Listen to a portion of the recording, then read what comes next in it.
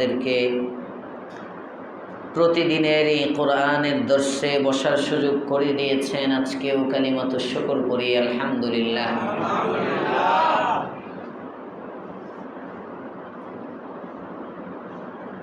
হযরত মুসা আলা নবীনা ওয়া আলাইহিস সালাতু ওয়াস সালাম পয়গম্বর শুআয়ব আলাইহিস সালাম থেকে বিদায় নিয়ে স্ত্রীকে নিয়ে রওনা করছেন।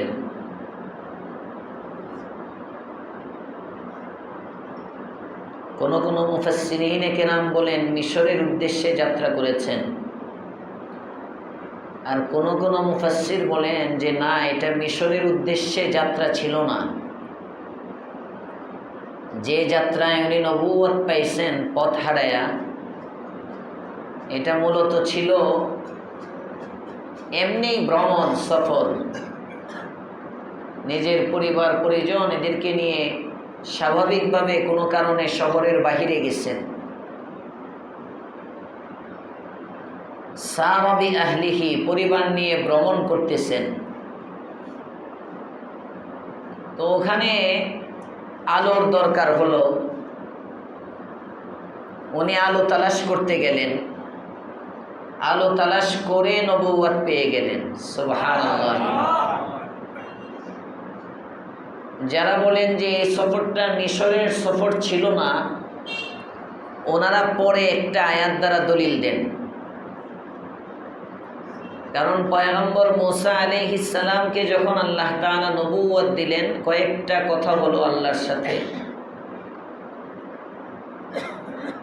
ওই কথাগুলোর মধ্যে প্রথমত ওনাকে আবদিয়ত, তাওহীদ, রিসালাত, আখিরাত তিনটার আলোচনা শোনাইলেন। এরপরে নবীদেরকে অলৌকিক ঘটনা দিতে হয়, মুআজিজা হিসাবে আল্লাহর পয়গম্বর মুসা আলাইহিস সালামকে আল্লাহ তাআলা বড় বড় দুইটা মুআজিজা দিলেন। এক নম্বর মুআজিজা হলো, তোমার হাতের যে লাঠি আছে, লাঠিটা ছেড়ে দাও। ছেড়ে দিলে কি হবে? কয় ছেড়ে দিলে সুআবান হবে, হাইয়া হবে, অথবা জান হবে। তিনটা শব্দ। এক শব্দের অর্থ বড় সাপ, এক শব্দের অর্থ ছোট সাপ, আরেক শব্দ আম। ছোট সাপকেও বুঝায়, বড় সাপকেও বুঝায়। বড় সাপের গতি কম হয়, সুরআত কম।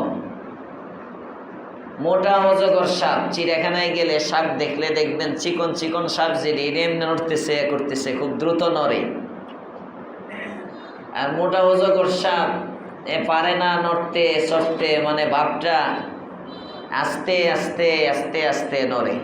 যত মোটা তত গতি কম, যত চিকন তত গতি বেশি। আমি তওয়াফের মধ্যে তওয়াফ করতেছি, সাথী হারিয়ে ফেলছি। পরে রুমে এসে কথা বলতেছি, তো একজন বলতেছে আমাকে, আপনি তো টের পান না, চিকনা মানুষ ফুরুত ফুরুত করে জানগা। হ্যাঁ, আসলে অনেক মানুষ ছিল, ভিড় অনেক, আমরা চাপটা খাইছি, বুঝতে পারছি। আমি বললাম তো চিকন হইলে লাভ আছে, বুঝে গেল। তো চিকনা মানুষ দৌড়াইতে পারে, চিকন সাপের গতি বেশি হয়, মোটা সাপের গতি কম হয়। তো আল্লাহ পাক রব্বুল আলামিন যে বললেন, আসলে এটা মোটা ছিল না, চিকন ছিল। কেমন ছিল? মুফাসসিরিন কেরাম লেখেন, সাপটা বড় ছিল, গতিটা চিকনের ছিল। সুবহানাল্লাহ। এটাই মুআজিজা। স্বাভাবিকভাবে মোটা সাপ দুনিয়াতে মোটা হইলে গতি কমে, কিন্তু আল্লাহ পাক রব্বুল আলামিন যে সাপটা দিলেন, সবগুলো আয়াতের মধ্যে তাহলে মিল হয়ে যায়। যে আয়াতের মধ্যে আল্লাহ বলছেন সুআবানের কথা, কোনো সমস্যা নাই, মোটা ছিল। যে আয়াতের মধ্যে আল্লাহ তাআলা বলছেন জান্নুনের কথা, তার মানে দেখতে মোটা হলেও গতিতে চিকন সাপের মতো ছিল, খুব দ্রুত চলতেছিল। সুবহানাল্লাহ। আর কোন কোন মুফাসসির বলেন যে না, এই সাপটা প্রথমে ছোট ছিল, পরে বড় হয়েছে, যত সামনে যাইতেছে আর বড় হইতেছে। কোন আয়াতের মধ্যে আল্লাহ তাআলা প্রথম আকৃতির কথা বলেছেন, আর কোন আয়াতের মধ্যে আল্লাহ তাআলা শেষের আকৃতির কথা বলছেন। তাহলে আর আয়াতের মধ্যে কোনো এশকাল নাই, প্রশ্ন নাই। আল্লাহ পাক রব্বুল আলামিন বলেন, আলকি আসাক, তোমার হাতের লাঠি ছেড়ে দাও। ফালাম্মা রাআহা তাহতাজ্জু কাআন্নাহা জান্নুন। হযরত মুসা নবীনা আলাইহিস সালাতু ওয়াস সালাম যখন দেখলেন এটা একটা সাপ দৌড়াচ্ছে, মুসা ভীত সন্ত্রস্ত হলেন। ওয়াল্লা মুদবিরা, উনি একটু পিছনে চলে আসলেন সাপ দেখে। ভয়ের জিনিস সবাই ভয় পাবে, ভয়ের জায়গায় ভয় পাওয়া এটা দোষ না, ভয়ের জায়গায় ভয় না পাওয়াটা দোষ, ভয়ের জায়গায় ভয় না পাওয়াটা দোষ। হযরত মুসা আলাইহিস সালাম নবী ছিলেন, নবী হয়ে ডরে গেল, ওনার ইয়াকিন কম ছিল। কথার কথা যে আল্লাহ মারে, আল্লাহ খামান, আল্লাহ পারে সব, তো ওনার তাওয়াক্কুল কোথায় গেল? অনেকে তাওয়াক্কুলের মর্ম বুঝে না, তাওয়াক্কুলের অর্থ বুঝে না। আল্লাহ তাআলাই খাওয়াবেন, বাস হাত গুটায় বসে রইলাম, এর নাম তাওয়াক্কুল না। আমার যতটুকু চেষ্টা আমার করতে হবে। দুনিয়া দারুল আসবাব, দুনিয়া উপকরণের মুখাপেক্ষী। আল্লাহ পাক রব্বুল আলামিন পৃথিবীটাকে বানাইছেন এইভাবে, ভরসা আল্লাহর উপর থাকবে, আল্লাহর জাতের উপর পূর্ণ আস্থা থাকবে, বাকি চেষ্টাও করতে হবে, নিজের চেষ্টা করতে হবে। চেষ্টা যদি না হয় তাহলে কাজ হবে না। হ্যাঁ, চেষ্টা করা ছাড়াও আল্লাহ দিতে পারেন, কিন্তু আল্লাহ দিবেন না। আল্লাহ তাআলা পারেন না এমন না, আল্লাহ পারেন।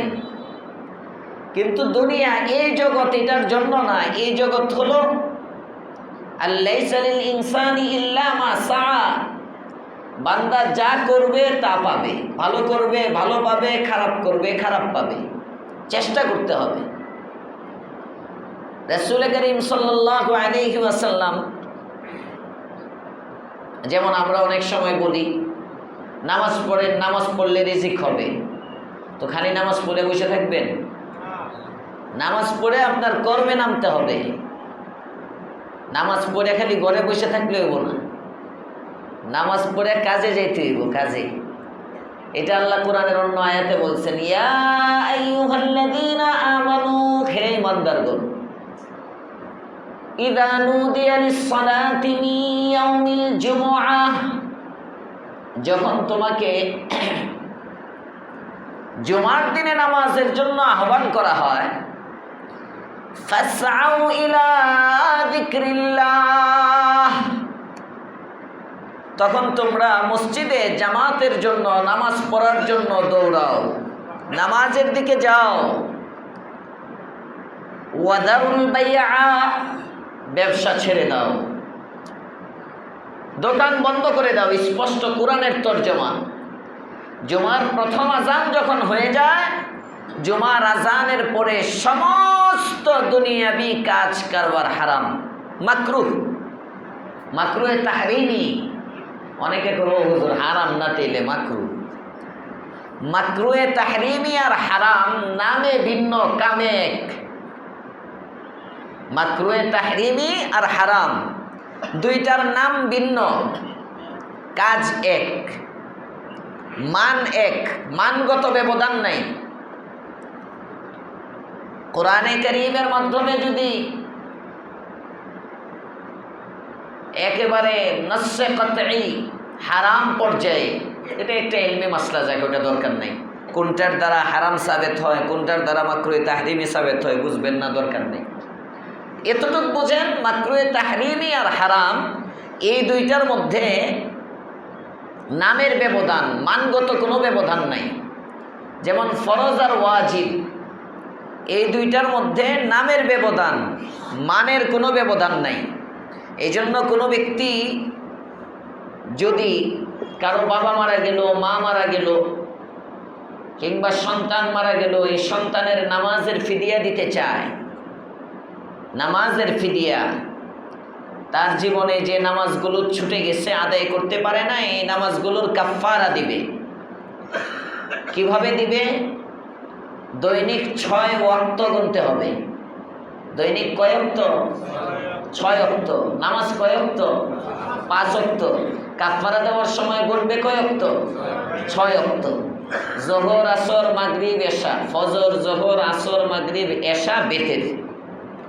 ফজর, জোহর, আসর, মাগরিব, এশা, বেতের। বেতের আলাদা কোনো ওয়াক্ত না,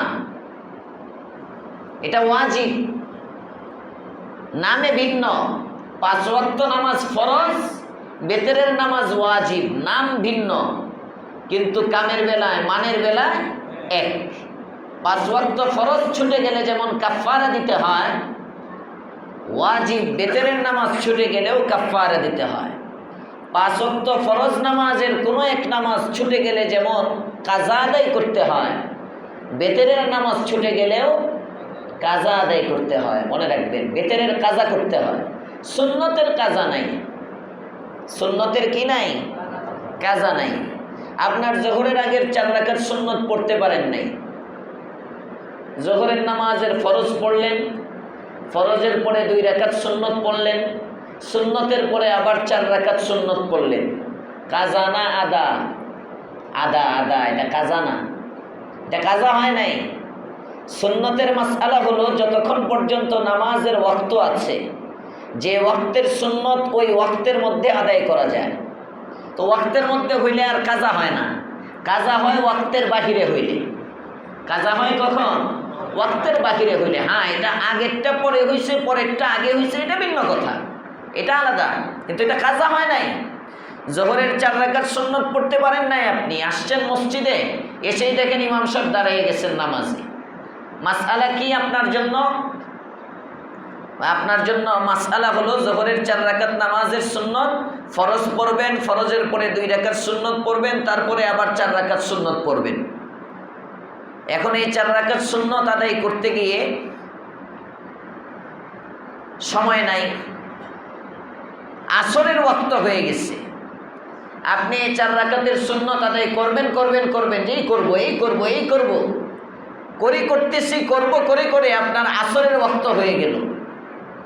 শরীয়ত বলে এখন আর আপনার জিম্মায় এই সুন্নত নাই, এটা সাকেত হয়ে গেছে, এখন আর আপনার এই সুন্নত পড়তে হবে না। মাসআলা বুঝতেছেন? তাহলে এই মাসআলার থেকে আপনারা বলেন তো, তারাবির নামাজ সুন্নত, ফরজ, ওয়াজিব, কোন ক্যাটাগরির নামাজ? সুন্নত। তারাবির নামাজ সুন্নত। সবাই বলেন তারাবির নামাজ সুন্নত। তাহলে তারাবির নামাজের কাজা আছে? কাজা নেই। তারাবির নামাজের আদা আছে, মানে তারাবির ওয়াক্ত যতক্ষণ থাকবে ততক্ষণ পর্যন্ত আদায় করতে পারবে। তারাবির নামাজ জামাতে পড়া সুন্নতে মুআক্কাদায়ে কিফায়া। তারাবির নামাজ জামাতে পড়া, তারাবি না, তারাবির নামাজ পড়া সুন্নতে মুআক্কাদা। তার মানে প্রত্যেকের তারাবির নামাজ পড়তে হবে, প্রত্যেক ব্যক্তির উপর। যদি তারাবি ছাড়ে গুনাহে কবিরা হবে, কোনো ওজর ছাড়া যদি ছাড়ে। সফরে আছে, সফরের ওজর ভিন্ন, সফরে আছে, সফরের সময় অসুস্থ খুব বেশি, ভিন্ন কথা। স্বাভাবিকভাবে শরঈ কোনো ওজর ছাড়া তারাবির নামাজ ছাড়া যাবে না, 20 রাকাতই পড়তে হবে। আপনি ঘরে পড়েন আর মসজিদে পড়েন, পড়তে হবে কয় রাকাত? সবাই বলেন কয় রাকাত? 20 রাকাত। এটা পড়তে হবে, এটা সুন্নতে মুআক্কাদা, প্রত্যেকের উপর আলাল ইনফিরাদ 20 রাকাত তারাবি পড়তে হবে। তো জামাতে পড়া সুন্নতে মুআক্কাদায়ে কিফায়া। আল্লাহ জানে আজকে আর কয়জন কমে। তাহলে একটা মাসআলা বলতেছি, তারাবির নামাজ সুন্নতে মুআক্কাদায়ে কিফায়া না। অনেক মাওলানা কয় তারাবি সুন্নতে মুআক্কাদা না, তারাবির জামাতটা আপনি ঘরে পড়েন, কোনো উজরের কারণে আপনি যদি মসজিদে নাও পড়তে পারেন, কোনোদিন জামাত পান নাই, ইমামের সাথে এসে পাইছেন 10 রাকাত, তো 8-10 রাকাত কি বাদ? বলেন বলেন না, 8-10 রাকাত আপনার আলাদা পড়তে হবে।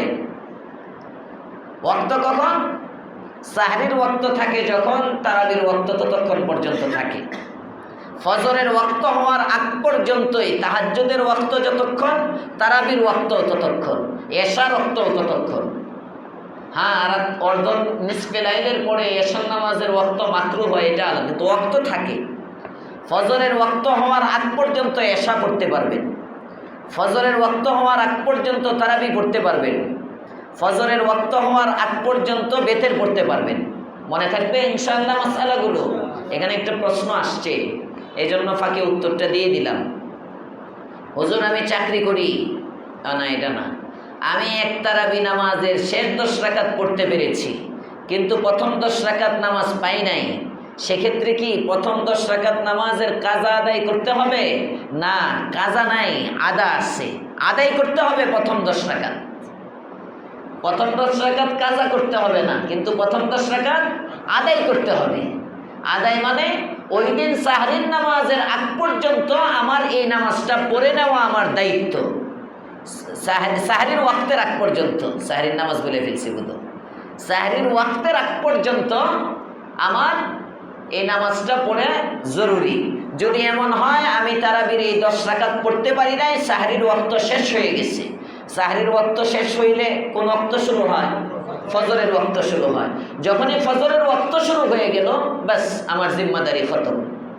এখন আর পরের দিন ফজরের নামাজের পরে কিংবা জোহরের নামাজের পরে আজকে সময় পেয়েছি, ঠিক আছে, গতকালকে তো আমার তারাবি 8 রাকাত ছুটে গেছিল, ওই 8 রাকাতের কাজাটা এখন আদায় করি। কয় না, এখন আর নাই, কাজা নাই, কিন্তু জিম্মায় থাকে, আদায় করতে হবে। মাসআলা ক্লিয়ার?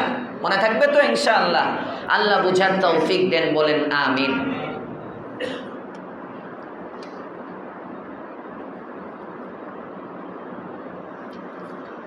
শরীয়তের মধ্যে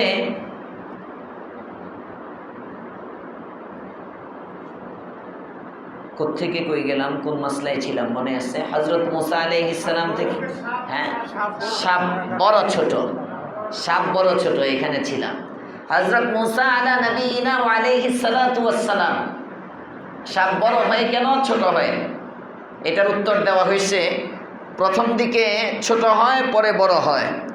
হযরত মুসা ও সফরটা বলতেছিলাম, সফর কোরআনে কারীমে মুসা আলাইহিস সালাম যে সফরে গেছেন, এটা নবুয়তের সফর ছিল না, এটা নবুয়তের সফর। যে সফরের মধ্যে উনি নবুয়ত কি বলে, মিশরের উদ্দেশ্যে সফর ছিল না, এটা কোরআনে কারীমের পরের একটা আয়াত দ্বারা বোঝা যায়।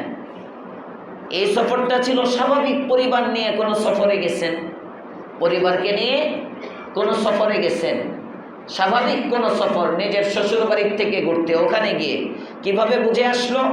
বুঝে আসলো এইভাবে যে উনি পরের আয়াতের মধ্যে আল্লাহ পাক রব্বুল আলামিন যে নবী হিসাবে ওনাকে মুআজিজা দিচ্ছেন, 2টা মুআজিজা। কয়টা? 2টা। 1 নম্বর মুআজিজা হলো লাঠির মুআজিজা। লাঠিটা তুমি ছেড়ে দিবা, ছেড়ে দিলেই এটা সাপ হয়ে যাবে, আর এই সাপের মধ্যে যখন তুমি ধরবা, ধরার সাথে সাথে এটা লাঠি হয়ে যাবে। তো পয়গম্বর আলাইহিস সালাম সাপ দেখে ভয় পাইলেন। ভয় পাইলেন কেন? এখন যদি কেউ বলে মুসার তাওয়াক্কুল ছিল না, কথা মনে আছে? এই যে সূত্র, না, তাওয়াক্কুল ছিল। তাওয়াক্কুলের অর্থ এই না সাপ আসতেছে ফনা তুইলে আমি দাঁড়ায় রইছি যে আল্লাহ আমারে বাঁচায়, ওইটার নাম তাওয়াক্কুল না। তোমার দৌড় দেওয়ার ক্ষমতা আছে, তুমি দৌড় দাও, সাপের গতি কমায় দিবে, তোমার গতি বাড়ায় দিবে, আল্লাহ তোমাকে হেফাজত করবে। নামাজ পড়ি আমরা, নামাজের সময় যে নামাজ পড়লেই তো আল্লাহ খাওয়াইব, মসজিদের মধ্যে নামাজ পড়ে বসে রইলাম না, নামাজটাই আমাকে খাওয়াবে না, নামাজের পরে আমার কর্ম করতে হবে। এর দলিল হলো সূরা জুমার আয়াত বলতেছিলাম, ইয়া আইয়ুহাল্লাযীনা আমানু ইযা নুদিয়া লিস-সালাহ মিন ইয়াউমিল জুমআহ, জুমআর দিন যখন তোমাকে আহ্বান করা হয় নামাজের জন্য, ফাসআউ ইলা যিকরিল্লাহ, যাও নামাজ পড়তে, ওয়াজারুল বাইআ, ওয়াজারুল বাই', ব্যবসা বন্ধ করো। আজানের সাথে সাথে মসজিদে যাওয়া ওয়াজিব, আর আজান, জুমার আজানের পরে ঘরে থাকা মাকরুহে তাহরিমি, এখান থেকে মাকরু বুঝাইতেছিলাম, ফরজ বুঝাইলাম, মনে আছে? পাইছেন? মাকরুহে তাহরিমি কি করবা? ব্যবসা বন্ধ, ওয়াজারুল বাই'। এরপরে কাজ কি করবা? পরের আয়াতে আল্লাহ বলতেছেন ফাইদা কুদিয়াতিস সালাহ, নামাজ যখন পূর্ণ হয়ে গেল এখন খাও। আল্লাহ বলতে পারতেন না নামাজেই তো তোমারে খাওয়ায়, নামাজ যখন শেষ এখন খাও? আল্লাহ বলেন না ইদা কুদিয়াতিস সালাহ, নামাজ যখন শেষ, ফান্তাশিরু ফিল আরজ, এবার জমিনে ছড়ায় পড়ো। জোরে কোন সুবহানাল্লাহ। জমিনে ছড়াও মানে মসজিদের মধ্যে সবাই একসাথে ছিলে, ব্যবসায়ীও মসজিদের মধ্যে, চাকরিজীবীও মসজিদের মধ্যে, কৃষকও মসজিদের মধ্যে, মন্ত্রীও মসজিদের মধ্যে, প্রধানমন্ত্রীও মসজিদের মধ্যে। ঠিক না বে ঠিক? হ্যাঁ, অনেকদিন পরে প্রধানমন্ত্রীর জুমার মসজিদে দেখার সুযোগ হয়েছে বাঙালির। হ্যাঁ, এতদিন তো টেনাসির মহিলা, এদের নামাজও নাই, জুমা নাই, আসতেও পারে নাই। আল্লাহ এই দৃশ্য আমাদেরকে সবসময় দেখার তৌফিক দাও, বলেন আমিন। আমাদের মন্ত্রী এমপিদেরকে 5 ওয়াক্ত নামাজি বানায় দাও, জোরে বলেন আমিন। এরা যদি নামাজি হয় দেশ নামাজি হয়ে যাবে, এরা নামাজি হইলে সব চুরি সুশ্রামি বন্ধ হয়ে যাবে। আল্লাহ তাআলা বলতেছেন নামাজ যখন পড়লা, নামাজের মধ্যে প্রধানমন্ত্রীও আছে, সেনা প্রধানও আছে, রাষ্ট্রপ্রধানও আছে, কৃষকও আছে, ব্যবসায়ীও আছে, সবাই জুমার মধ্যে আছে না নাই? এখন জুমা পড়ে সবাই যার যার মন্ত্রণালয়ে চলে যাও। ফান্তাশিরু ফিল আরজ, জমিনে ছড়ায় পড়ো মানে মসজিদে তো একসাথে ছিলা, এবার ব্যবসায়ী তোমার ব্যবসার কেন্দ্রে যাও, চাকরিজীবী তোমার অফিসের মধ্যে চলে যাও, কৃষক তোমার ক্ষেতের মধ্যে চলে যাও, মন্ত্রী তোমার মন্ত্রণালয়ে চলে যাও, কাউন্সিলর তোমার ইউনিয়ন পরিষদের অফিসে চলে যাও। অর্থাৎ যার যার কর্মস্থল যেখানে, সেখানে চলে যাও। ফান্তাশিরু ফিল আরজ, জমিনের মধ্যে ছড়ায়া পড়ো, যার যার কর্মস্থলের মধ্যে গিয়ে কর্ম করো। ওয়াবতাগু মিন ফাজলিল্লাহ, আর আল্লাহর রিজিক তালাশ করো। সুবহানাল্লাহ। এটা হলো তাওয়াক্কুল। আমি নামাজ পড়বো, নামাজের পরে আমি মাঠে নামবো, রিজিক দিবেন কে? আল্লাহ। এটার নাম তাওয়াক্কুল। তো হযরত মুসা আলাইহিস সালাতু ওয়াস সালাম দৌড় দিলেন, এই দৌড় দেওয়াটাই তাওয়াক্কুল। জোরে কোন সুবহানাল্লাহ। কারণ ইয়া আল্লাহ, সাপ বাঁচার জন্য আমি খালি দৌড়ই দিতে পারবো, কিন্তু সাপ আমার চেয়ে বেশি গতিতে এসে আমাকে ধরে ফেলতে পারে, এমন যেন না হয়। ইয়া আল্লাহ, তুমি আমাকে বাঁচাও। হযরত মুসা আলাইহিস সালাম যখন দৌড় দেন, আল্লাহ তাআলা সাথে সাথে মুসা আলাইহিস সালামকে প্রশিক্ষণ দেন। ইয়া মুসা, হে মুসা, আকবিল ওয়ালা তাখাফ, সামনে বাড়ো, ভয় পাও না। সাপ তোমার দিকে আসতেছে, তুমি সাপের দিকে যাইবা, তুমি পিছাও কেন? ইয়া মুসা আকবিল, সামনে বাড়ো, ওয়ালা তাখাফ, ভয় পাও না। ইন্নাকা মিনাল আমিনিন, তুমি নিশ্চয়ই নিরাপদে থাকবে। সুবহানাল্লাহ। মুফাসসিরিনে কেরাম লেখেন হযরত মুসা আলাইহিস সালাম এবার গিয়ে সাপ যে হা করেছিল, এই সাপের মুখের মধ্যে হাত দিয়েছেন। যেই সাপের মুখের মধ্যে হাত দিয়েছেন অমনি এটা লাঠি হয়ে গেছে। সুবহানাল্লাহ। এখন কয় হুজুর, লাঠি হইলো তে মুসার আঙ্গুল বাইরে হইলো কেমনি? মুখ ছিল তো, মুখ ছিল না, মুখের মধ্যে হাত দিছে তো এখন লাঠি হয়ে গেল, তো মুখ আঙ্গুল বাইরে হইলো কেমনি? আঙ্গুল তো মুখের ভিতরে আটকা পড়ার কথা, লাঠির ভিতরে। একটা প্রশ্ন হয়। মুফাসসিরিনে কেরাম বলেন মুসা আলাইহিস সালামের যে লাঠিটা ছিল, এই লাঠিটার এরকম 2টা মাথা ছিল। অনেক লাঠি এরকম 2 মাথাওয়ালা লাঠি থাকে না, লাঠি আছে এরকম। তো লাঠির মাথা ছিল 2টা, যে 2 মাথা ছিল, এই 2 মাথাটাই আল্লাহ তাআলা সাপের মাথা বানাইয়া দিছিলেন। সুবহানাল্লাহ। তো সাপের মুখ এটা, তো সাপের মুখ যখন হা করা, এটা নিচের পাট, এটা মনে করেন উপরের পাট। এখন মুসা আলাইহিস সালাম যখন হাত দিয়ে সাপের মুখের ভিতরে নিচের পাট ধরছে, ওনার লাঠির এক মাথা ওনার হাতে চলে আসছে। সুবহানাল্লাহ। আবার আগের মতো লাঠি। খুযহা ওয়ালা তাখাফ, আল্লাহ বলেন অন্য আয়াতে, মুসা তুমি এটাকে ধরো, ভয় পাও না। সানুঈদুহা সিরাতাহাল উলা, আমি খুব শীঘ্রই এটাকে আগের আকৃতিতে ফিরিয়ে দিব। সুবহানাল্লাহ। এখানে একটা বোঝার জিনিস দেখেন, আরবিতে 2টা শব্দ, একটা শব্দ সূরাত আরেকটা শব্দ সিরাত। সুরত বলা হয় আকৃতি, বাহ্যিক আকৃতি। সাহরি খেয়েছো তুমি? আচ্ছা। সুরত বলা হয় বাহ্যিক আকৃতি, আর সিরত বলা হয় অভ্যন্তরীণ, ভিতরের আকৃতি। ভিতরের আকৃতিকে সিরাত বলে। গুণকে, গুণ দেখা যায় না, গুণ কলবের সাথে সম্পৃক্ত। এটা প্রকাশ পায় পরে, আগে কলবে থাকে। যার ভিতর যেমন তার বাহিরও তেমন, যার ভিতরটা যেমন তার বাহিরে তেমন। ভিতরে যদি মুনাফিকি থাকে, দেখবেন কথা শুরু করলেই কইব আল্লাহর গজব পড়ুক, কথার স্টাডি দিবে আল্লাহর গজব পড়ুক। আর যদি ভিতরে সততা থাকে, আমি কখনো মিথ্যা কথা কই না, আমার আল্লাহর গজব পড়ার দরকারটা কি? তুই বিশ্বাস করলে করবি, বেটা না করলে নাই। আমার ঠেকা পড়ছে তোরে এইভাবে আল্লাহর গজব ফালাইয়া বিশ্বাস করাইতে। কথার মধ্যে একটা ওয়েট থাকে, ভিতর যেমন বাহির তেমন। সিরাত ভিতরের গুণকে বলে, সুরত বাহিরের আকৃতিকে বলে। আগে লাঠি ছিল, লাঠিটা সাপ হইল, সাপটা আবার লাঠি হইল, বাহ্যিক আকৃতি পরিবর্তন হলো না? তো আল্লাহ তাআলার বলা দরকার ছিল, মূসা তুমি লাঠিটা ধরো, সানুঈদুহা সূরাতাহাল উলা, আমি তার আগের আকৃতিতে ফিরিয়ে দিব। কিন্তু আল্লাহ তাআলা বললেন সানুঈদুহা সিরাতাহাল উলা। কেন? মুফাসসিরিনে কেরাম এখানে একটা নুকতা বয়ান করছেন যে দেখো, মূসা তো দেখতেই আসছে, সাপ যে লাঠি হয়ে গেছে এটা তো মূসা দেখতেছে, এটা তো বলা দরকার নাই। সাপ যে লাঠি হয়েছে এটা মূসা আলাইহিস সালাম দেখতেছেন, এটা বলা দরকার নাই। তো মূসার মনে মনে একটু ভয় থাকতে পারে। আল্লাহ পাক রব্বুল আলামিন যে লাঠি, একটু আগে সাপ দেখলাম, যে বড় সাপ, আর যেমনে দৌড় দিল, যদিও দৌড়ছি লাঠি, না জানি বিষের ক্রিয়া ভিতরে রয়ে গেছে, ভিতরে সাপের ক্রিয়া না জানি রয়ে গেছে। এই চিন্তা মূসা আলাইহিস সালামের ভিতরে আসতে পারে। এজন্য আল্লাহ তাআলা বলতেছেন, মূসা তুমি ভয় পাও না, ধরো, সানুঈদুহা সিরাতাহাল উলা, এর উপরটাকে যেমন আমি লাঠি বানাইছি, এর ভিতরটাকেও আমি লাঠি করে দিছি। সুবহানাল্লাহ।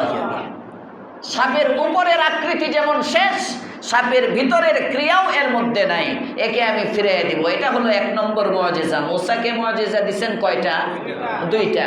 এক নম্বর মুআজিজা হলো লাঠি ছেড়ে দিবা, সাপ ধরে ফেলবা লাঠি। সুবহানাল্লাহ। এক। দুই নম্বর, ওয়াদমুম ইয়াদাকা ইলা জানাহিক তাখরুজ বাইগা মিন গায়রি সু। এটা হলো 16 নম্বর পারা। আর এই আয়াতে আল্লাহ তাআলা এই কথাটাই অন্যভাবে বলতেছেন, কয় উসলুকি ইয়াদাকা ফি জাইবিক। আগেরটা ছিল ওয়াজমুম ইয়াদাকা ইলা জানাহিক, ওখানে জানাহ শব্দ, এই আয়াতে জাইবুন শব্দ। মুফাসসিরিনে কেরাম বলেন একই। তোমার হাতটা তোমার বগল দাবা করো, বগলের নিচে রাখো। ওয়াজমুম ইয়াদাকা ইলা জানাহিক উসলুকি ইয়াদাকা ফি জাইবিক। কয় দ্বিতীয় মুআজিজা হলো তোমার হাতটা তোমার বগলের নিচে এমনে দাও, দিয়ে তারপরে হাতটা বের করো। তাখরুজ বাইদা, দেখবা হাতের থেকে সাদা লাইটের মতো জ্বলতেছে। সুবহানাল্লাহ, শুভ্র আলো। তবে এটা আবার রোগ মনে হবে না। অনেক সময় হাতের মধ্যে চামড়া সাদা হয়, চামড়া সাদা সাদা হয়। আমি গত কয়েকদিন আগে মানে ওমরার আগে 1-1.5 মাসটাও হয়ে যাবে হয়তো, একবার আফনানকে নিয়ে বাসার পাশের দোকানে যাব, নিচে নামছি। আমি গেটের সামনে ওর হাত ধরে, হাতের আঙ্গুল ধরে দাঁড়ায় আছি, ও আমার হাত ধরছে, দাঁড়ানো মাত্র গেটের বাইরে আসছি। এর মধ্যে হঠাৎ করে দেখি ও হাত ছাইরা মানে উল্টা দিকে দৌড়, ওই দিকে যায়। আমি তো বুঝি না কি হয়েছে, আমি তাড়াতাড়ি ধরি না, ও কান্না শুরু করছে, ভিতরে যাবে। কি হলো? তাড়াতাড়ি খুলে নিলাম। পরে আমি দেখলাম সামনে, আমি খেয়াল করি নাই, সাদা ব্রু, সাদা চেহারাও সাদা। ওই যে কিছু মানুষ আছে না চামড়ার মধ্যে মানে একদম পুরা সাদা ব্রু, এটা একটা ওই লাল সাদার মতো কেমন দেখা যায়, লালের মতন, এরকম একজন লোক যাইতেছে সামনে দিয়ে। এটা দেখে বেচারা ডরাই গেছে। তো আমাদেরটা দেখতে দৃষ্টিকটু লাগে, দেখলে ভয় ভয় লাগে অনেক সময়। সাদা চামড়া দেখতে খারাপ, চামড়ার মধ্যে সাদা হয়ে গেছে, কেমন দেখা যায়। হযরত মূসা আলাইহিস সালামের হাতের মধ্যে যে আলো আসছে সাদার মতো, কই মিন গায়রি সু, এটা দেখতে খারাপ দেখা যায় না, এটা দেখতে সুন্দর দেখা যায়। সুবহানাল্লাহ। আল্লাহ তাআলা মুসাকে বলেন, এক কাজ করো, তুমি তোমার হাতটা শরীরের সাথে লাগাও, বগলের নিচে নাও, ওখান থেকে বের করে তো আলো দেয়, আবার ওখানে রাখো, আলো শেষ। সুবহানাল্লাহ। এই দুইটা মুজিজা আল্লাহ পাক রব্বুল আলামিন মুসা আলাইহিস সালামকে দিলেন। দুইটা মুজিজা মুসা আলাইহিস সালামকে দিয়ে আল্লাহ তাআলা নবুয়তের দৌলত দিয়ে আল্লাহ এবার বললেন, মুসা এক কাজ করো, ফাযানিকা বুরহানান মির রাব্বিক, তোমার রবের পক্ষ থেকে এই দুইটা নিদর্শন তোমাকে দেওয়া হলো, ইলা ফিরআউনা ওয়া মালাইহি, এই দুই নিদর্শন নিয়ে তুমি ফিরআউন এবং তার সভাসদ মন্ত্রী পরিষদ তার কাছে যাও, দাওয়াত নিয়ে যাও। ইন্নাকুম কানু কওমান ফাসিকিন, নিশ্চয়ই এরা ফাসিক সম্প্রদায়, এদের কাছে তুমি যাও। এবার হযরত মুসা, ওই যে বলছিলাম এই সফরটা মূলত মিশরের উদ্দেশ্যে সফর ছিল না, অন্য একটা সফর ছিল। এই কথাটা কোথায় পাইলাম? এই যে এই আয়াত থেকে বোঝা যায়। এবার মুসা আলাইহিস সালাম বলতেছেন, ক্বালা রাব্বি ইন্নী ক্বাতালতু মিনহুম নাফসা, ইয়া আল্লাহ, আমি তো তাদের একজনকে হত্যা করে ফেলেছিলাম। ফাআখাফু আন ইয়াকতুলুন, আমার আশঙ্কা হয় তারা না জানি আমাকে হত্যা করে ফেলে। তার মানে মুসা আলাইহিস সালাম 10 বছর হয়ে গেছে, ওই হত্যার কথা ভুলেন নাই এবং ওনার মনের ভয় এখনো যায় নাই।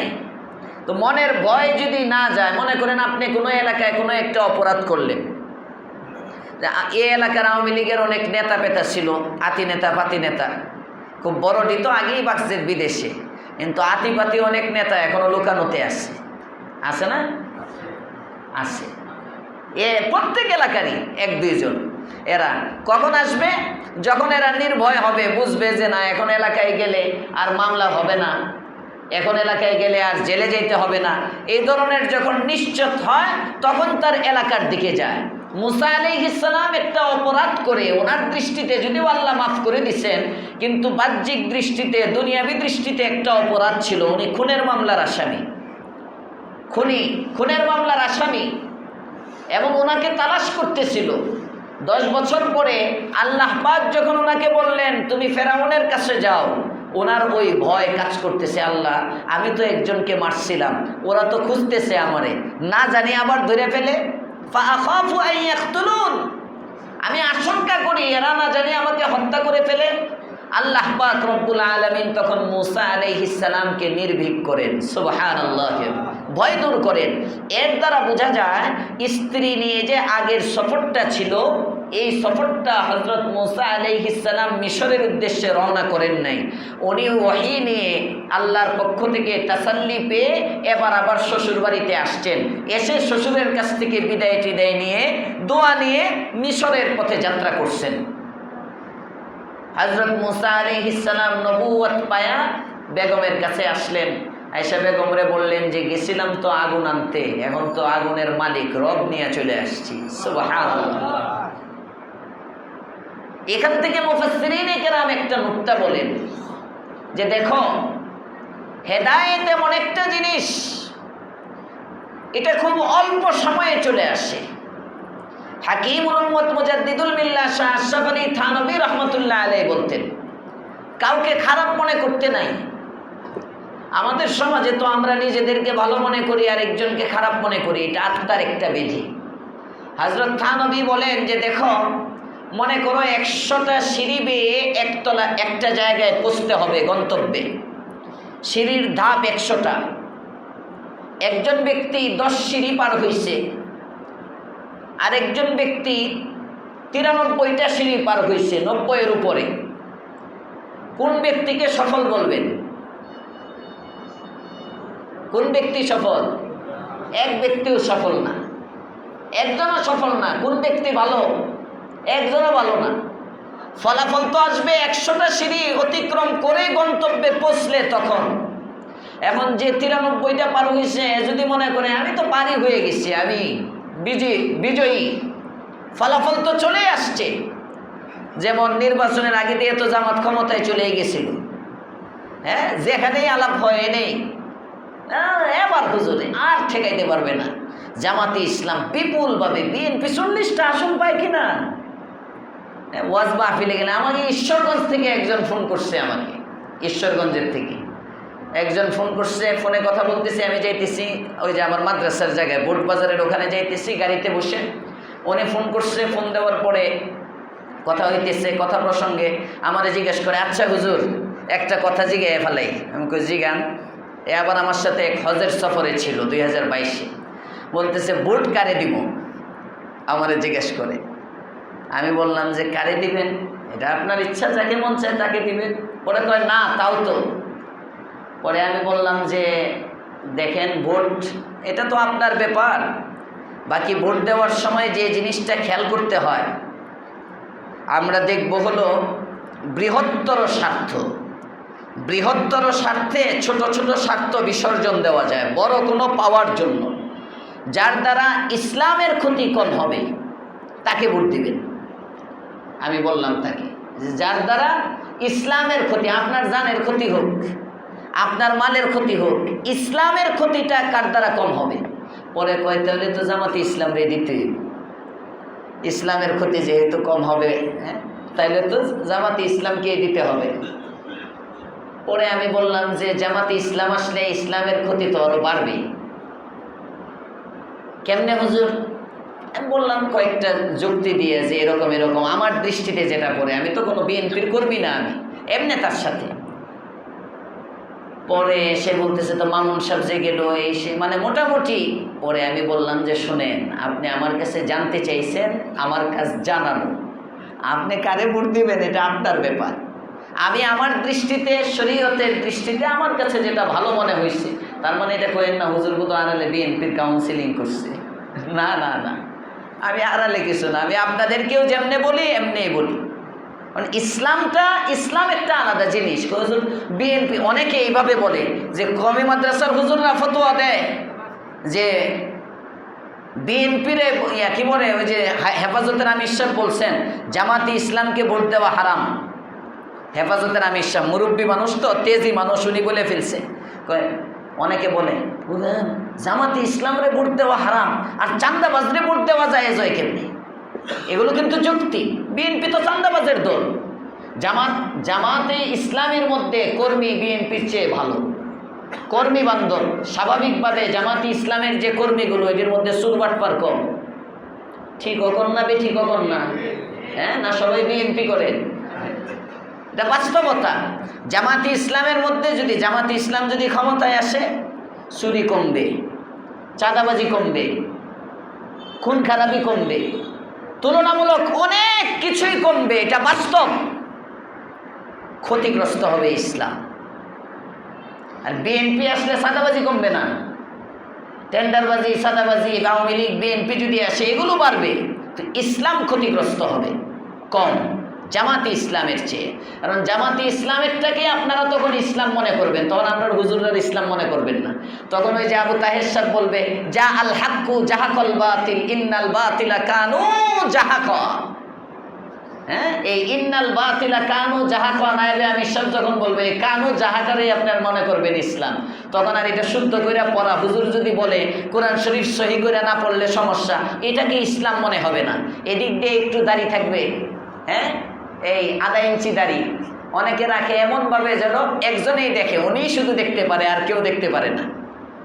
এখানে খুব একজনের দাড়ি আমি খেয়াল করছি, আমার সাথে মুসাফা করে আমার মসজিদের মুসল্লি, ওনার গত 1-1.5 বছর ধরে দেখি এক সাইজ। আমি ওনার দাড়িটা দেখি আর চিন্তা করি এ আল্লাহর বান্দা এতটুক সাইজের রাখার জন্য কি পরিমাণ মেহনত যে তার করতে হয় আল্লাহ জানে। হ্যাঁ, একটু বাড়ে না, একটু কমে না, যখনই দেখা হয় একেবারে মাপ মতো। এবং এই জায়গাটার মধ্যে আপনি খেয়াল করে তার পাশের জন্য গভীরভাবে না থাকলে বুঝবে না ওনার দাড়ি আছে, এই সাইজের একটা দাড়ি। আল্লাহ হেদায়েত দান করুক, বলেন আমিন। তখন আপনারা এটাকেও দাড়ি মনে করবেন, এটাকেও ইসলাম মনে করবেন। প্যান্ট শার্ট পরবে, এই প্যান্ট শার্টটাকেও আপনারা ইসলামী পোশাক মনে করবেন।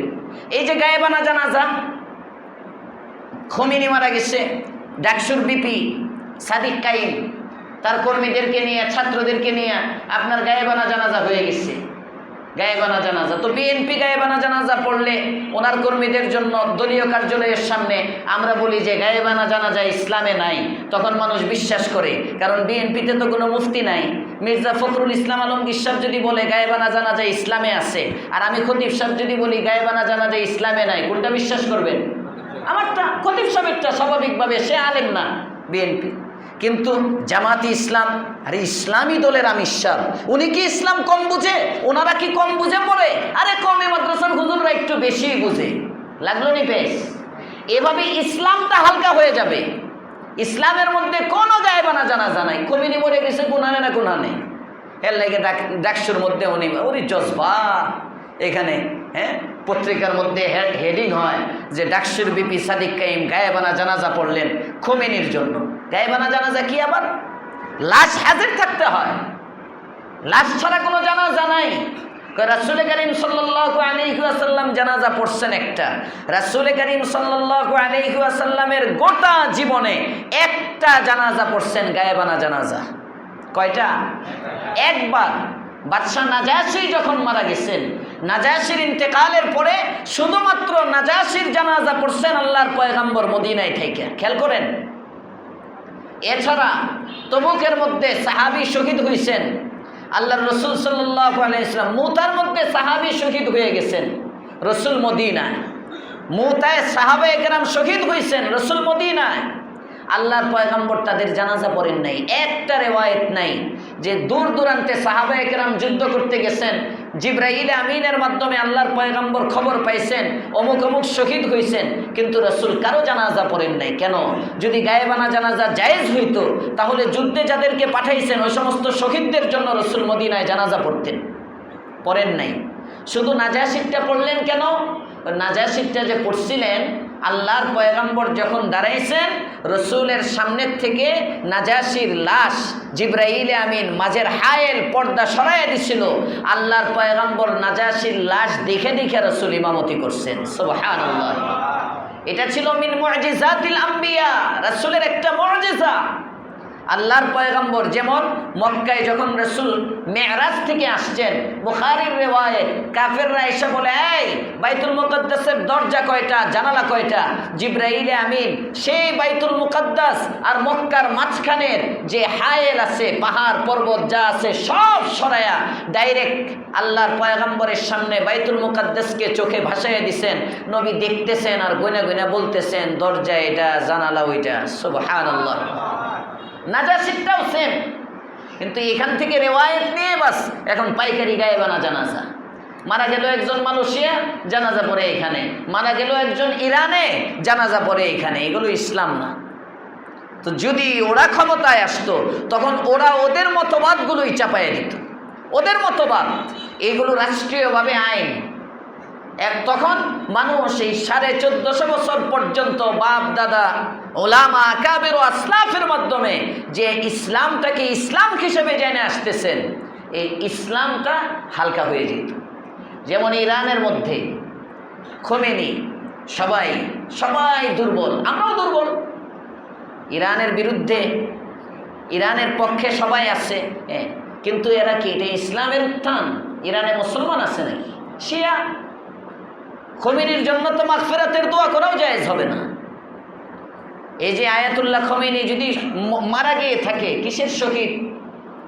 ইসলাম অনুযায়ী তার তো আকীদাই ঠিক নাই। যখন আকীদা ঠিক থাকবে না, তার জন্য কোনো বেদিন বেঈমানের জন্য মাগফিরাতের দোয়া করা যায় না। কোরআনের মধ্যে আল্লাহ তাআলা এই মাসলা বয়ান করছেন, মা কানা লিন-নবী ওয়াল্লাযীনা আমানু আন ইস্তাগফিরু লিল মুশরিকিন। মুমিনদের জন্য এবং নবীর জন্য উচিত নয় যারা মুশরিক তাদের জন্য মাগফিরাতের দোয়া করবে। তার তো ঈমান নাই, কিন্তু তার অর্থ এই না যে ইসরায়েলের পক্ষে থাকতে হবে। তারপরেও প্রতিবাদ জানাইতে হবে, কারণ আমেরিকা আর ইসরায়েল তো বুঝে না। আমেরিকা আর ইসরায়েল যে ইরানকে মারতেছে, ওরা মারতেছে এই জন্য ওর ঈমান না থাকলেও টুপি তো আছে, ও টুপি দেখে মারতেছে, এই জন্য আমেরিকার বিরুদ্ধে আমাদের বলতে হবে। আমেরিকার 5টা দালাল যেগুলো আছে, যেমন পাকিস্তান একটা মুসলিম সরকার, কিন্তু তারা এই সময় আফগানিস্তানের উপর হামলা করতেছে, মানে আমেরিকাকে ঘাঁটি দিতেছে, সাপোর্ট দিতেছে। এই ধরনের দালাল, সৌদিতে এক দালাল বসে রয়েছে মোহাম্মদ বিন সালমান। এই আরব কান্ট্রির কাতার বলেন, কুয়েত বলেন, এই সমস্ত যেখানে যেখানে মার্কিন ঘাঁটিগুলো আছে, এই মার্কিন ঘাঁটিগুলো যদি প্রশ্রয় না দেয়, ওরা যদি ওই দেশগুলো যদি তাদের সীমানা ব্যবহার করতে না দেয়, ওই দেশ যদি তাদের সার্বভৌমত্ব ব্যবহার করতে না দেয়, তাহলে তো আমেরিকা পঙ্গু। এদের কোনো শক্তি নাই, আমরা আমাদেরকে মারতেছি।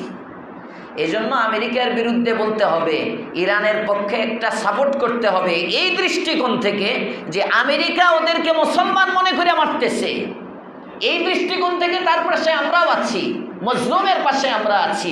সবচেয়ে বড় জিনিস কে মুসলিম কে কাফের এটা পরের জিনিস, মানুষ হিসাবে একটা কদর আছে, মানবতা যেখানে অবমূল্যায়িত হয় এখানে সবাই আমাদের থাকতে হবে। কিন্তু ইসলাম মনে করে না, ইরানের পক্ষে দাঁড়ানো যাবে, ইরানকে ইসলাম মনে করে না। কথা বুঝতেছেন আমার? ইরানকে সাপোর্ট করব, ইরান মজলুম এজন্য সাপোর্ট করব, কিন্তু তার অর্থ এই না যে ইরান ইসলাম, আরে ইসলাম শেষ হয়ে গেল, ইসলাম শেষ হয়ে গেল না। ইসলাম তো জামাতে ইসলাম যদি ক্ষমতায় আসে, আমি এই কথাটা ওনারে বুঝাইলাম অনেকক্ষণ, বোঝানোর পরে শেষে বললাম যে আপনি যারে মন চায় তারে ভোট দেন, আমার দায়িত্ব না আপনাকে বোঝানো। এই যে দেশের পরিস্থিতি চলতেছে, এখন আওয়ামী লীগ ক্ষমতায় নাই, বিএনপি ক্ষমতায় আছে, আওয়ামী লীগের লোকগুলো আবার এলাকায় আসবে নাকি আসবে না? সবাই বলেন আসবে না। নির্বাচন যখন হয়, নির্বাচনের আগে তো কতজন কত কিছু হয়, তো নির্বাচনের পরের পরিস্থিতি ভিন্ন। এখন বিএনপি বিজয়ী হয়েছে, এখন দেখবে কেমনে এলাকায় ঢুকা যায়, কেমনে কি করা যায়। হযরত মুসা আলা নবীনা ওয়া আলাইহিস সালাতু ওয়াস সালাম, উনিও খুনের আসামি, মামলা আছে, যদিও আল্লাহ তাআলা ওনাকে মাফ করে দিচ্ছেন, কিন্তু নিজে নিজে অপরাধী। বলতেছেন যে না আল্লাহ আমি ভয় পাইতেছি। আল্লাহ পাক রব্বুল আলামিন বলেন, যখন তোমাকে আমি চয়ন করে নিয়েছি, নবুয়ত যখন দিছি, তোমার কোনো ভয় নাই, যাও শ্বশুরের কাছ থেকে দোয়া নাও, দোয়া নিয়ে চলে আসো। মুফাসসিরিনে কেরাম বলেন যে দেখেন, হেদায়েত এমন একটা জিনিস, এটা মুহূর্তের মধ্যে চলে আসে। জোরে কোন সুবহানাল্লাহ। হাকিমুল উম্মত থানবী উদাহরণ দিতেছেন, কথা মনে আছে? একজনের 93 সিঁড়ি আর একজনের 10 সিঁড়ি। এতে গেলাম নির্বাচনের আগে তো মনে হয়েছে যে আমার 93 সিঁড়ি পার হয়ে গেছে, আর খালি নির্বাচনটা হইব, ক্ষমতায় বসবে, আর বিএনপি মাত্র 10 সিটে আছে। নির্বাচন হয়েছে, এখন হাকিকত খুলছে। হযরত থানবী বলেন কেউ সফল না, সফলতা বোঝা যাবে যখন সিঁড়ির ধাপ অতিক্রম করে গন্তব্যে যাবে। তখন এমনও হতে পারে যে ব্যক্তি 93 সিঁড়িতে আছে, এক কাছে গিয়ে পড়ে গেছে, 95, 96, 97, 98 পার হইয়া 99 নম্বর সিঁড়িতে যখন পা রাখবে, পা পিছল খায় একেবারে গড়াইয়া পড়ে গেছে, শেষ বাউন্ডারির বাহিরে।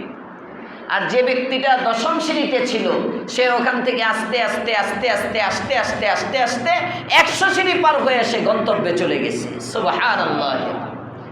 যতক্ষণ পর্যন্ত না যায়, অতিক্রম না হয়, ততক্ষণ পর্যন্ত কাউকে সফল বলা যায় না। হযরত মুসা আলা নবীনা ওয়া আলাইহিস সালাতু ওয়াস সালাম, হেদায়েত এমন একটা জিনিস, এটা মুহূর্তের মধ্যে আসে, মুহূর্তের মধ্যে যায়, পা পিছল খাবার মতো, এটা মুহূর্তে নষ্ট হয়ে যেতে পারে। আপনি এখন হেদায়েতের উপর আছেন, এটা নিয়ে গর্ব করার কিছু নাই। আপনি আর বেঈমান হবেন না এমন না, যে কোনো সময় হয়ে যেতে পারে। আবার একজন ব্যক্তি হেদায়েতের উপর নাই, তাকে নিয়ে মস্কারি করতেছেন না, তাকে তুচ্ছ মনে করার কিছু না। হতে পারে এই ব্যক্তিটা আপনার চেয়ে বড় আমলওয়ালা হয়ে যাবে। সুবহানাল্লাহ। মনে থাকবে ইনশাআল্লাহ। এটা হযরত মুসা আলাইহিস সালামের ঘটনা থেকে একটা শিক্ষা। গেছেন নবুয়ত আনতে, নিয়ে গেছেন আগুন আনতে, নিয়ে আসছেন নবুয়ত। কবি বলেন, আগার কোই শুআইব আয়ে মুয়াসসার, আগার কোই শুআইব আয়ে মুয়াসসার, शबानी से कलीमी दो कदम है, शबानी से कलीमी दो कदम है। যদি কোনো ব্যক্তি পয়গম্বর শুআইব আলাইহিস সালামের মতো ব্যক্তির ছোঁয়া পাওয়া যায়, মনে রাখবা শবানি সে কালিমি দু কদম হে, রাখালির থেকে নবুয়ত পাওয়া মাত্র 2 কদমের ব্যাপার। সুবহানাল্লাহ। এই জন্য সৎ সঙ্গ লাগবে, সৎ সঙ্গ লাগবে। মুসা যেমন শুআয়বের সোহবতে গেছেন, নবুয়ত পাইছেন, আমাদেরও ভালো সংস্রব ইখতিয়ার করতে হবে। আল্লাহ তৌফিক দেন, বলেন আমিন। হযরত মুসা আলা নবীনা ওয়া আলাইহিস সালাতু ওয়াস সালাম এবার রওনা করবেন, যাবেন মিশরে। একা একই দাওয়াতের কাজ করবেন। দুইজন হইলে একটু সাহস হয়, একা একই ভয় হয়। আল্লাহ তাআলার কাছে এবার উনি নিজেই দোয়া করতেছেন, ওয়া আখি হারুন, আল্লাহ আমার জবান, আপনি তো আমাকে দাওয়াত দিতেছেন, দাওয়াতের কাজের জিম্মাদারি দিছেন, বাকি আমার জবানের মধ্যে লুকনত আছে, আমার কথা বেজে বেজে আসে। ওই যে মনে আছে তো আগুনের আংরা, আমার ভাই আছে একজন হারুন, আপনি তাকে আমার উজির বানায় দেন, তাকে আমার সহকর্মী বানায় দেন। হুয়া আফসাহু মিন্নি লিসানান, সে শুদ্ধ ভাষায় কথা বলতে পারে, তার বাচন ভঙ্গি আমার চেয়ে সুন্দর। এই আয়াতের ব্যাখ্যায় মুফাসসিরিনে কেরাম লেখেন, বোঝা গেল বক্তৃতার জন্য কথার মাধুর্যতাও থাকতে হয়, এটাও একটা যোগ্যতা। বাচন ভঙ্গি, সুন্দর উপস্থাপনা, এটাও বক্তৃতার একটা যোগ্যতা, এটাও দাওয়াতের একটা যোগ্যতা। কর্কশ ভাষা, আপনি নামাজ পড়েন, পড়লে পড়েন, নাইলে নাই, না না না। আখি হারুন, আমার ভাই আছে হারুন, হুয়া আফসাহু মিন্নি লিসানা ফাআরসিলহু মা'i ইয়ারিদ আন ইউসাদ্দিকুনি, তাকে আমার সাথে দিয়ে দেন, সে আমার তাসদিক করবে, আমাকে সত্যায়ন করবে। ইন্নী আখাফু আন ইউকাদ্দিবুন, আমি ভয় পাই তারা আমাকে মিথ্যাবাদী বলতে পারে। আল্লাহ পাক রব্বুল আলামিন বলেন, ক্বালা সানাশুদ্দু আযুদাকা বিআখিকা, যাও তোমার ভাইয়েরকে আমি দিয়ে দিলাম, তোমার ভাইয়ের সহযোগিতা দ্বারা তোমাকে আমি শক্তিশালী করলাম।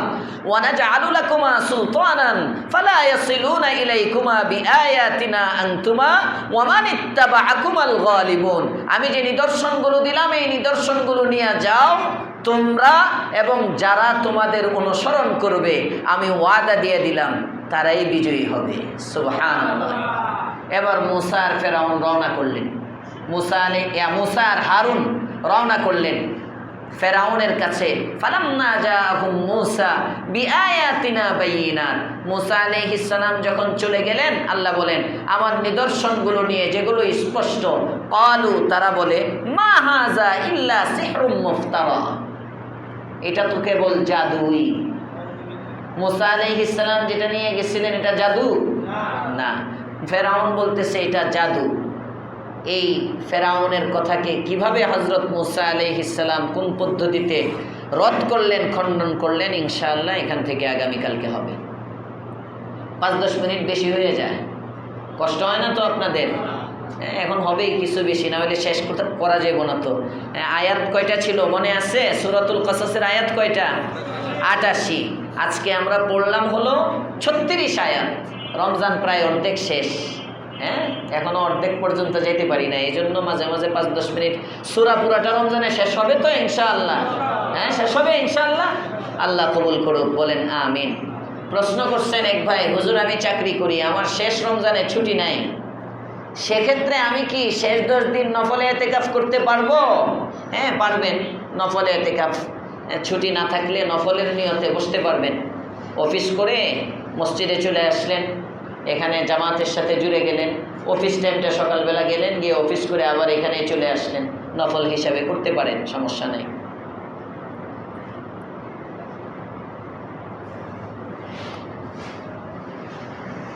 ঠিক আছে। সুবহানাল্লাহি ওয়া বিহামদিহি, সুবহানাকাল্লাহুম্মা ওয়া বিহামদিকা, আশহাদু আল্লা ইলাহা ইল্লা আনতা, আস্তাগফিরুকা ওয়া আতুবু ইলাইক।